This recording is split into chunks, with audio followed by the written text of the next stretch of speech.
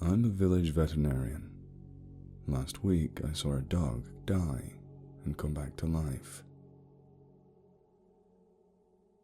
Drunk and panicked and loud, they crowded my living room. One moment I was calmly watching the evening news, enjoying the warmth of my fireplace, and the next I was surrounded by village drunks. They demanded my help. At the front of the group stood Josko, the village woodsman. Wrapped up in his massive coat, he held his dog, Bako. The eyes that looked up at me from the bloodied sheepskin weren't the eyes I was accustomed to seeing begging for scraps around the village. They were the eyes of a dying animal. Not even the most skilled of veterinarians could save the dog. His injuries weren't meant to be treated with medicine. They were meant to be treated with a shotgun. The crowd was insistent in their pleas for help, yet when I asked what happened, they went quiet. "The dog was attacked by a bear," someone said. The rest of the group murmured along, unconvincingly. With a bloodied hound in my arms and the scent of an obvious lie in the air, I ordered the drunken crowd out of my home. Only the woodsman remained. "Save him," he said, his voice colder than the snowstorm outside. "Josko, I don't think there's much that I can do here. Bako is—" "Do what you can," he said, and with that, my job was set out for me. I quelled the dog's whimpers with a tranquilizer and did my best to sew up his wounds. But the work I was doing was more symbolic than functional. The bites that mangled the animal's body ran so thick I was surprised the dog was even capable of breathing. By the time my work was finished, the animal's flesh was stitched out of sight, but I knew his injuries ran deeper than any needle could fix. "Josko," I said, looking at the bloodied creature on my table. "Bako is not going to make it through the night. I can make this easy for him. He won't feel a thing. With one injection I can—" "No," the woodsman said. "If it wasn't for Bako, I would surely be dead. He fought the beast and still had enough strength to come back to the village. The dog had the will to survive. I will aim to respect it." "The beast?" I asked. "The bear," he replied, with no emotion in his voice. The woodsman scooped up his dying dog back into the sheepskin coat and lumbered toward the door. "Thank you. You know how much Bako means to me. I will not forget your kindness." I gave the woodsman some antibiotics and promised to stop by to check up on Bako in the morning. I expected my visit to be purely for consolation, but I did not tell the woodsman that. That night, as I fell asleep to the crackling of the fireplace and the howling of the snowstorm outside, I couldn't help but think about the mystery of that bloodied hound. Animals seldom limp away from bear attacks, and when they do, they have bites and claw marks to prove it. Bako had neither. He showed no signs of being cut by a bear's paws, and the bites that covered his body were unlike the sharp incisions a bear leaves behind. The bites were heavy and thick, as if they came from the maw of a dull-toothed nightmare. Whatever creature had attacked the dog, I knew it wasn't a bear. I woke up to heavy knocks on my door around sunrise. It was the woodsman. Much like the night previous, he had his coat off and nestled against his chest. "Something is wrong," he said as he walked into my living room. "Josko," I said. "The dog was not meant to survive. There was nothing else that could be—" The words froze in my throat. With a mind still hazy from my dreamless sleep, I tried to make sense of what was in front of me. I blinked. Bako's big brown eyes were peeking out at me from the woodsman's coat. "Something is wrong," the woodsman repeated, setting the dog down on the ground. The hound stood on his own without issue. His fur was matted in dark remnants of his blood, but aside from that, the dog looked unharmed.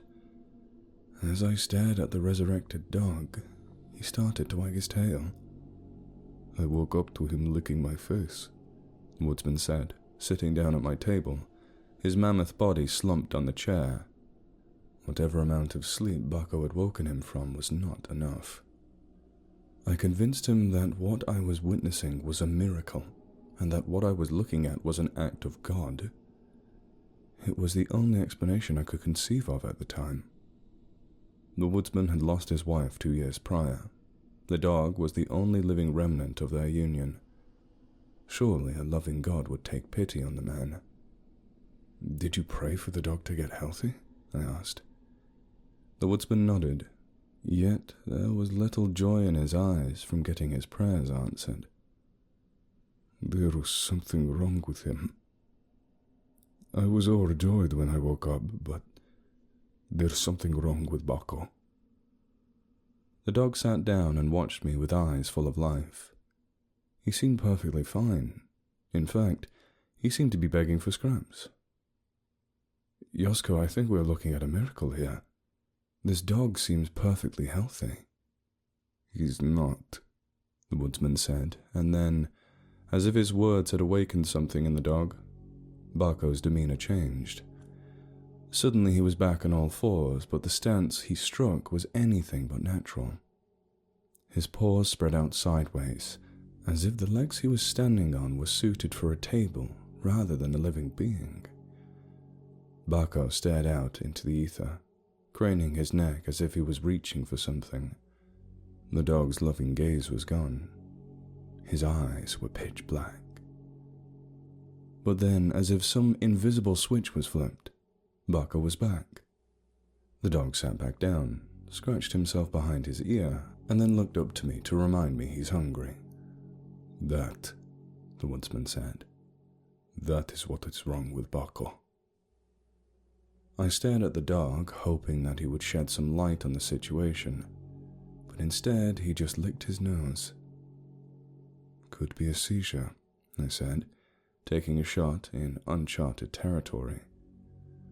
Looked a bit like that epileptic pig Halshin had last summer. He went with it to a specialist in the city. Maybe you could ask him. Halshin cannot know about this, the woodsman said. Everyone who came with me the previous night, they can't know about this. Why? I asked. For a moment he regarded me with his dark eyes, probing my trustworthiness, and then he spoke. It was not a bear that attacked Bucko. It was Halshin who insisted we tell people it was a bear. He says that my story would panic the village. But there was no bear attack. No, the beast that attacked us was... The woodsman's eyes wandered. He looked around my shelves. Do you have any palinka? Not one for the drink, Yosko. What attacked Bucko? I have never seen or heard of the madness that I saw in the forest, the woodsman said after a heavy sigh.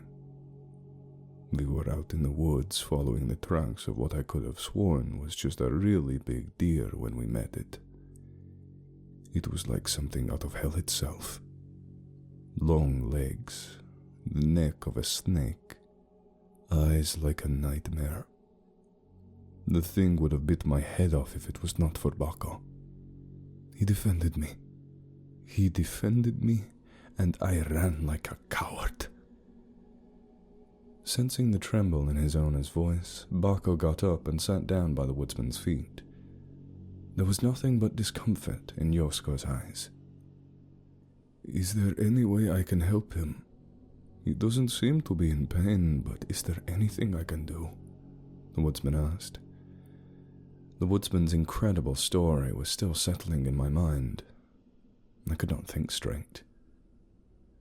Make sure he takes the antibiotics I gave you last night, I finally said. The woodsman's face remained unchanged. He looked down at the dog as if it had the answers. Yosko, after the state the dog was in last night, it is a miracle that he is alive. Celebrate that. Remember that. Perhaps these little episodes will go away soon enough. Like you said, he does not seem to be in pain. Just make sure he takes the pills."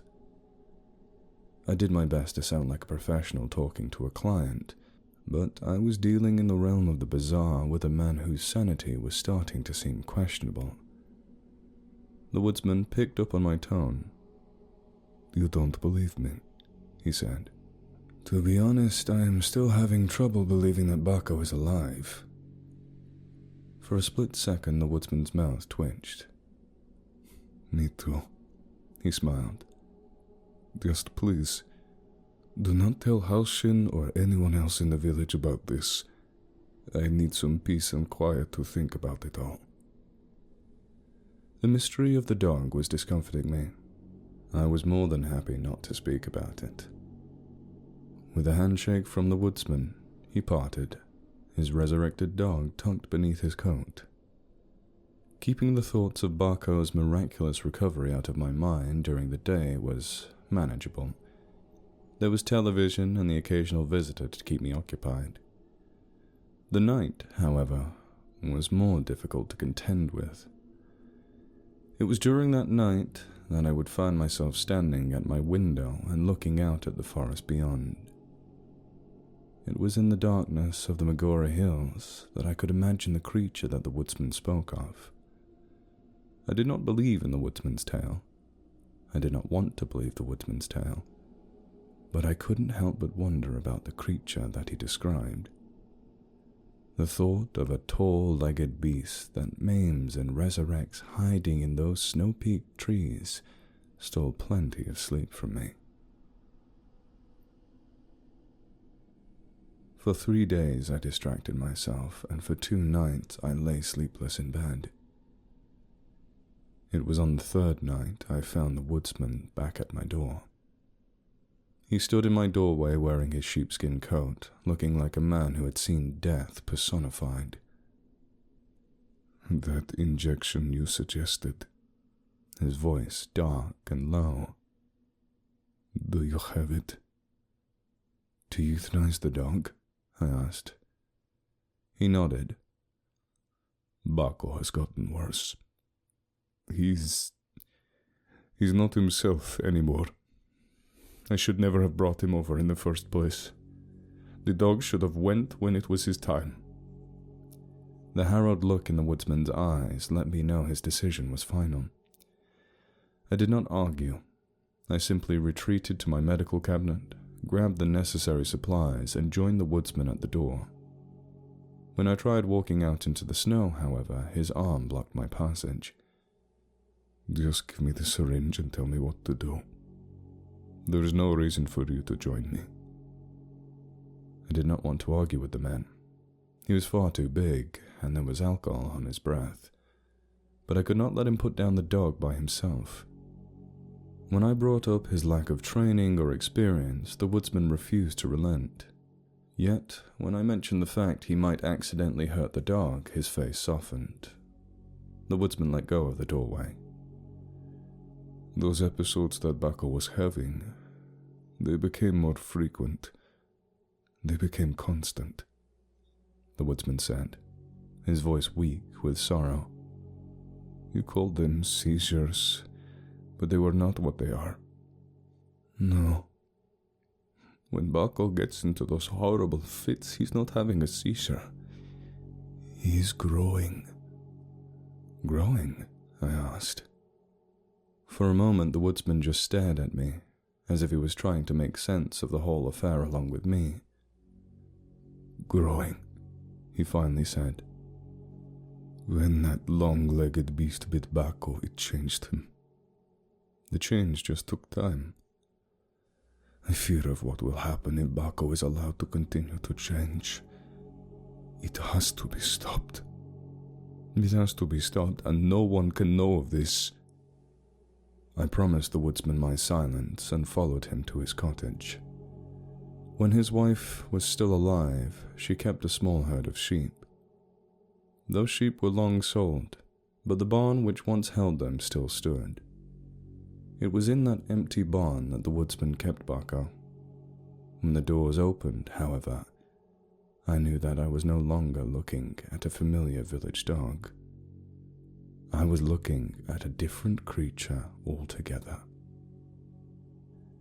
The animal stood on limbs so tall that he would have reached our eye line if he had a normal neck. But Bako's neck was no longer normal. It had stretched into a discomforting mass of fur that pulsed with each breath the creature took. His snout still held some resemblance to that of a dog, yet the tongue that hung from his maw was the color of asphyxiated skin.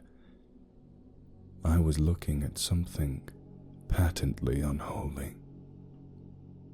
For a moment the creature looked down at me, and somewhere behind those big dumb eyes I could see a trace of something sentient.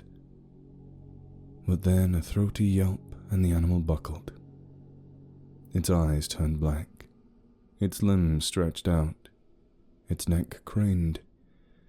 Ever so slowly, in the soft shimmer of the animal's fur, I could see its body grow. "This is the work of the devil," I whispered, making the sign of a cross. "This is the work of the long-legged beast," the woodsman said, "and it has to end. Please, this has to end." The sight of that lanky abomination sowed sweat across my body, but there was a job to be done. With weak knees I stepped towards the towering dog. With shaking hands, I searched his paws for a vein. With a mind drenched in panic, I tried to do what was necessary. At first, finding the right entry point for the syringe seemed like the biggest of my worries. The creature's abhorrent limbs continued to expand beneath my fingers. Every time I thought I had found a vein, it would be shifted aside by another growth spurt. Yet as I searched for a means to put Bako to sleep, another obstacle, a much more troubling obstacle, presented itself. Guttural groans, a drip of foul-smelling spit. The creature's dark eyes were no longer staring out into the ether. They were staring straight at me. Like a gigantic snake, the animal that was once Bako spun its neck towards me and regarded me with utter hatred. Its maw opened wide, revealing a symphony of dull yellow teeth. The deep groans turned into a roar. The creature lurched at me. For a frozen instant, my life flashed before my eyes. I could see myself kneeling in front of the creature whose visage had stolen so much sleep from me, about to meet my end in its frothing, black-toothed jaws. But then, with the force of a focused artillery fire, the woodsman sprang to my aid. He knocked the beast to the ground, pinning its long neck into the hard dirt of the barn. "Inject him!" he yelled. "Put Bako out of his misery before he grows too strong!" The long legs of the beast pummeled me with kicks that stole my breath and clouded my mind with pain. But my hands worked independent of thought. Years of training and developed instincts took control. I found the dog's heartbeat and injected the poison. The beast writhed in resistance as my needle found its mark, but with every second that passed, the struggle dimmed. With every second that passed, the heartbeat beneath my finger grew sluggish, until, after a minute that lasted an eternity, all signs of life faded away. "Is he gone?" the woodsman asked, still gripping the creature's neck. "Yes." He held his grip for a couple more seconds, as if Bako would be reborn once more. But once the impossibility of a second resurrection became apparent, he let go. The woodsman stood up and regarded his dead companion. "Drink with me," he finally said. I am not one for drink, but I dared not to argue with the woodsman. The first shot of Polenka I took in his cottage soothed my terrified mind, as did the second, and the third. At first we tried making sense of what had happened to Bako. of how a bite from a mysterious creature in the woods could transform a dog so radically. But as the bottle of liquor drained, we spoke of different things. We spoke of the woodsman's wife, of loss, of what a hard winter it had been. In his little cottage at the edge of the dark wood, we drank and commiserated about how hard life could be sometimes. I woke up in my own home with a horrid headache and the faint memories of the night prior. Under the aching exhaustion of a hangover, the horror that I had witnessed the night before seemed a lifetime away. Yet, as I sluggishly went about my day, the memories started to sharpen. I could see the abhorrent monstrosity that towered above us in the barn. I could feel the dog's heartbeat slowly fade into the night. I could hear the woodsman's drunken wails over the senseless death. Yet there was something else I remembered from that night, a distinct moment that had been haunting me ever since I drifted into my conscious mind. As the sun started to redden the winter sky, as I drunkenly propped myself up in his doorway, saying my goodbyes, we shook hands. The woodsman, slurring his speech, thanked me for my silence and my aid. "Your hand," I said, feeling the gauze wrapped around his palm. "What happened?" "Burnt myself whilst loading the fireplace. Nothing serious." Last night I did not push the topic further. I was far too drunk to pick up on the lie. Yet, as I sit here, replaying the events of the previous night in my head, I can't help but feel like the woodsman was not being honest. I can't help but feel like the woodsman might have been hiding something from me. Perhaps the wound on his arm was truly from an accident. But I can't help but feel as if Barco had something to do with it.